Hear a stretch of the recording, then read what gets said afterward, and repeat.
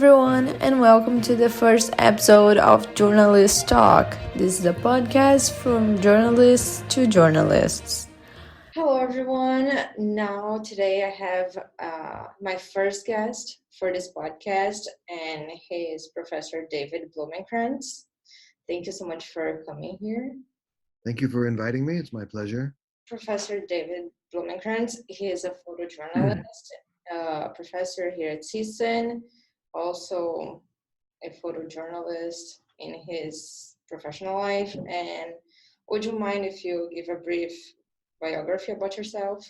I got my BA in journalism at CSUN, and after that, I ended up going to Africa. And I got lucky. I got a job that there was a nonprofit organization based here in California, but they wanted me to travel to their field projects, doing relief and development projects in East Africa and Central Africa. And so I started going over there. And after a year of doing that, I ended up living there and working there for about 8 years, doing different kinds of documentary photojournalism projects. After a while, I became a freelancer. When I moved back to the US, I worked for a couple of years at the LA Times as a freelance photojournalist. It was a full-time kind of a freelance position that they used to have back then. And then I wanted to do something where I was not behind the camera. So I became an elementary school teacher. I did that for about 8 years with the LAUSD. And while I was doing that, I got my master's degree in art education. And I started teaching night classes in the art department here at CSUN and journalism department. And eventually it turned into a full-time position here in the journalism department as a professor. And by around 2009, I got my MFA degree, which allowed me to get tenure. And I've been here ever since. When I was in Africa, I did a lot of work with street kids. And when I came back to the US, I found that there were a lot of parallels between the economic and social conditions of street children and the homeless situation here in Los Angeles. And I started documenting that quite a bit. And that started getting integrated into my teaching more and more. And in the last 5 years or so, I've been doing a lot of that. Then I started, the last few years, I started traveling to China and documenting what they call intangible cultural heritage artists. And I started teaching photography workshops to different marginalized groups like homeless people and at-risk youth in low-income communities, immigrant communities.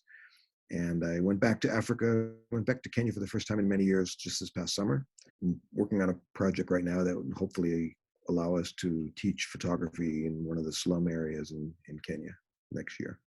That's really nice. And you touched it a little bit in a few points that I wanted to talk to you. Mm-hmm. And you said that you went to Africa with a organization, nonprofit, right? Yeah. And if you didn't have this opportunity, would you have gone by yourself to do a personal project, or you never would have thought of going to Africa, for example?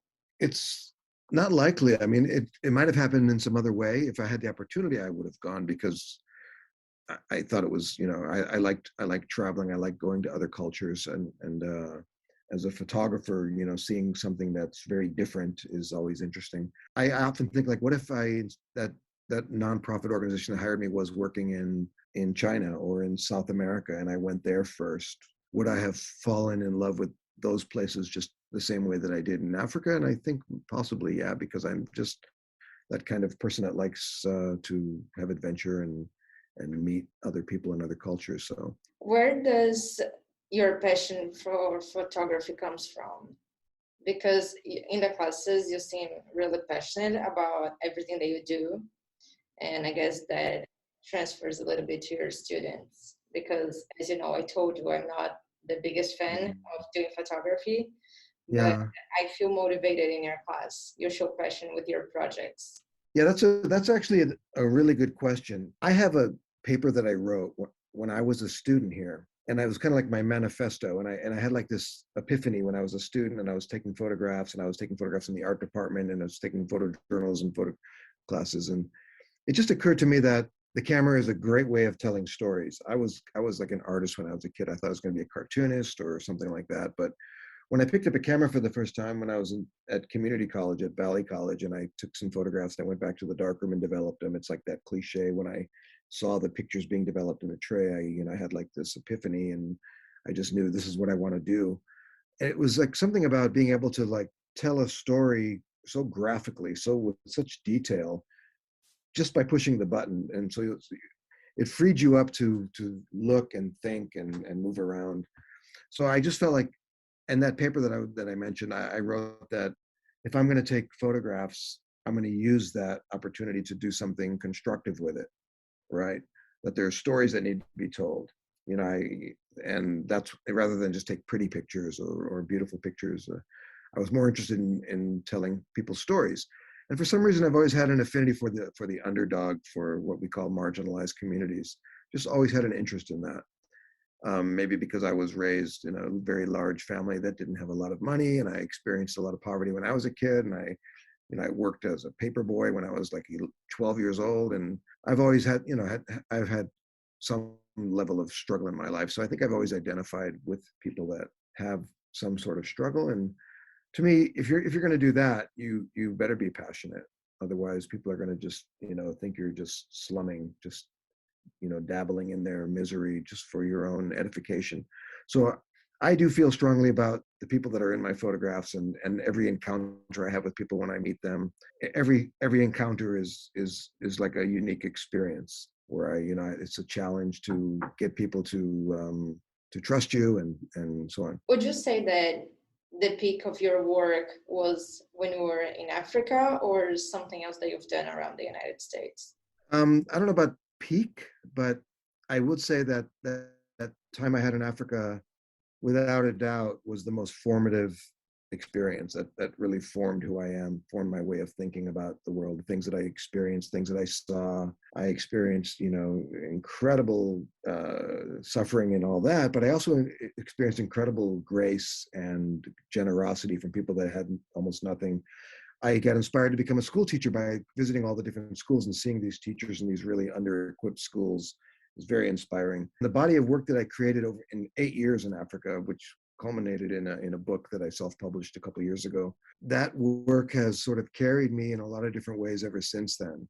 When I went to China, when I showed some of those photographs at a conference in China, the first time I went there, approached by some professors afterwards, we'd like to work with you. We like this. We were very involved in this intercultural communication and documentation of marginalized communities, and we love your work. So the work that I did in Africa has just always acted as sort of like a passport to me. I mean, in fact, when I went to the LA Times, when I came back from Kenya, and I went to the LA Times, and I walked in there with a portfolio of my photographs, and I showed it to the photo editor, and she just on the spot said, "Yeah, you can shoot for us." It impresses people, but beyond the exotic and because it's so different, I'd like to think that the photographs do say something, and people respond to that. So yeah, that's been really important to me. The work I've done on the homeless story of the last few years has been really important to me. I've won some awards for that work, so that might be a peak of some sort, I guess. And even when I went to China, I was given an award by the CSUN China Institute for whatever they called it that year, for the best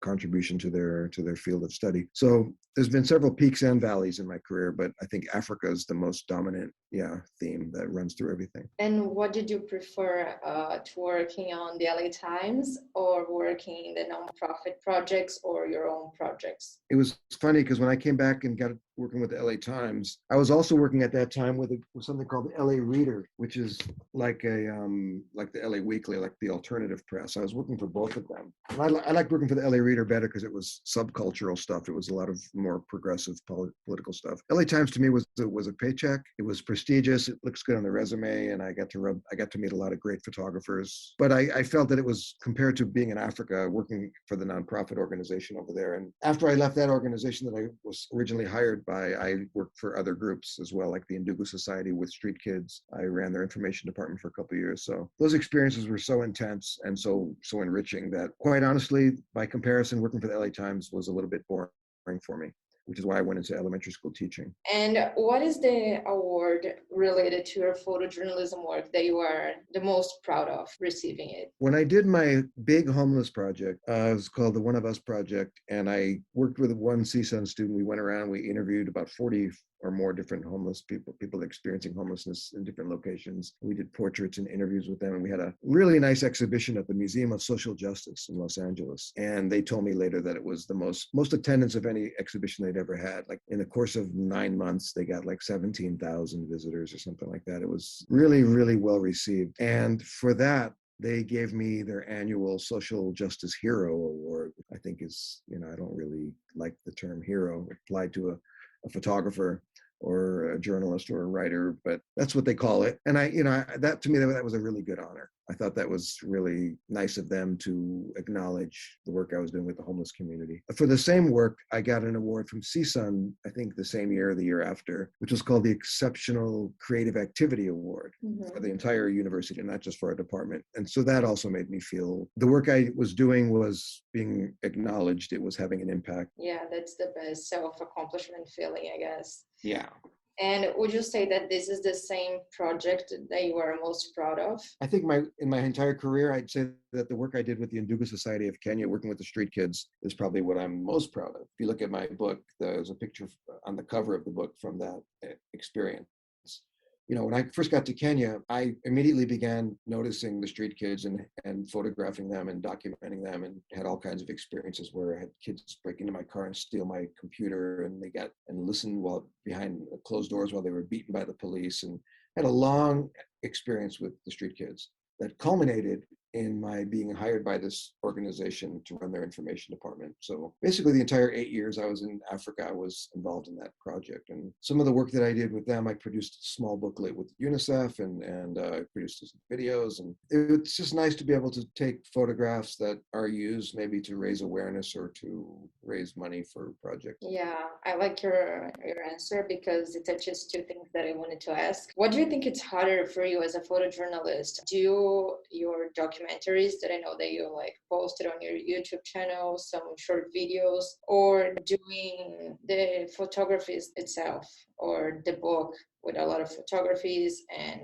some explanation of their lives? What do you think it's harder? The hardest thing was getting a book published. That was really hard. And then getting the books into Africa, that was a whole nother podcast. That's a whole nother story. The amount of work it took to get those books into Kenya, into Africa, and then get them through customs and get them into libraries and bookstores. That was a great experience this past August. But for me, I love editing video. That's a pleasure. It can be tedious and time consuming, but I really enjoy it. I love putting it together like a puzzle, putting the narrative together, picking the right clip with the right B-roll, with the right photograph, with the right bit of music or the right bit of audio. To me, that's a pleasure. There's nothing really hard. It's not like I have to go out and dig ditches or clean toilets for a living. It's a privilege to be able to do photojournalism or this kind of work for a living. And for me, when I'm out riding my bicycle and I see a homeless camp and I stop and get off and talk to people, that's not even work. I'm doing it because I'm exercising, and to me, I believe in the saying that work is life and life is work. So I've seen your work from the One of Us projects that you send me, the projects that you show us in class, and you use colorful photographs and also black and whites. What would you think it's the most powerful for you? I started out as a black and white photographer. I as a community college, we had a dark room. We shot black and white film. We printed it, and all the photography that I studied as a student, and all the photography. If you look at my bookshelf over here, most of the photographs are black and white. I never shot a project primarily in color until I started working on the homeless project, because I felt like I wanted to show the people, not as being homeless, just portraits of them. So I wanted to show their actual skin, so you could really see something about their life through their skin. So I thought the color was better for that. Black and white is an abstraction. It removes the color, so you're left with all the shapes and the shadows and the textures and the form. And I prefer black and white. And since our time is reaching to an end, what did you learn in your photojournalism career that it's a life lesson to you? People are not always going to look at your photographs the way you want them to look at them. But what's really important is that you care about the people that are in the photographs. And I wanted to thank you for your time to being here and talking to me. It was a pleasure to talk to you about photojournalism and the work that you've done, the help you gave all these people, and showing that they are humans and not just some portraits to keep around. So everyone, thank you so much for listening to this episode, and be tuned for the next one. Follow us on our Facebook page, Journalist Talk, and our website. Thank you.